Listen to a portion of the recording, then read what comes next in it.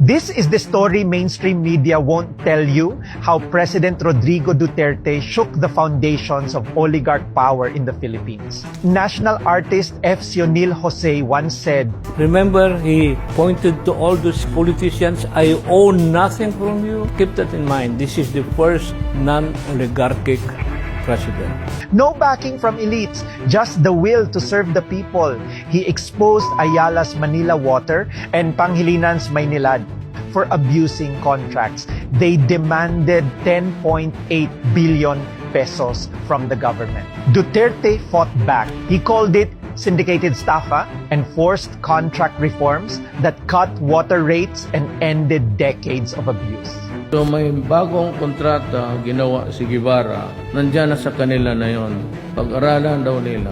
But I tell you, you better sign the contract because it's good for the Filipino people. You do not sign it, I take over. I will nationalize the water in my country.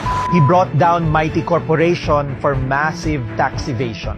Mighty corporations offer of 25 billion to settle its tax liabilities. This will be the biggest tax settlement on record. It will produce a windfall for government which is significant since we have to face the unexpected cost of rebuilding Marawi and Ormoc. Binigyan ni Pangulong Duterte ng 10 araw ang negosyanteng si Lucio Tan para bayaran ang aabot sa 7 bilyong pisong utang di mano nito sa gobyerno. Tan paid up.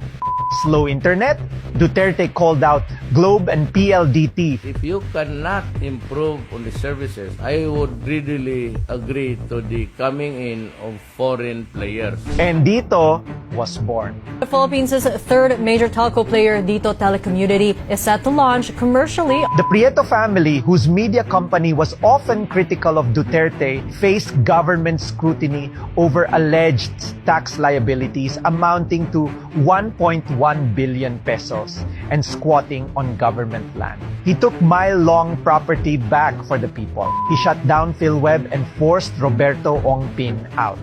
Duterte kept his promise. Destroy the oligarchs that are embedded in government now. Today, he sits illegally detained in The Hague, but 63% of Filipinos still trust him.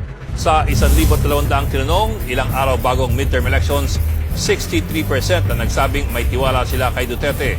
Because unlike the elites, he fought for us.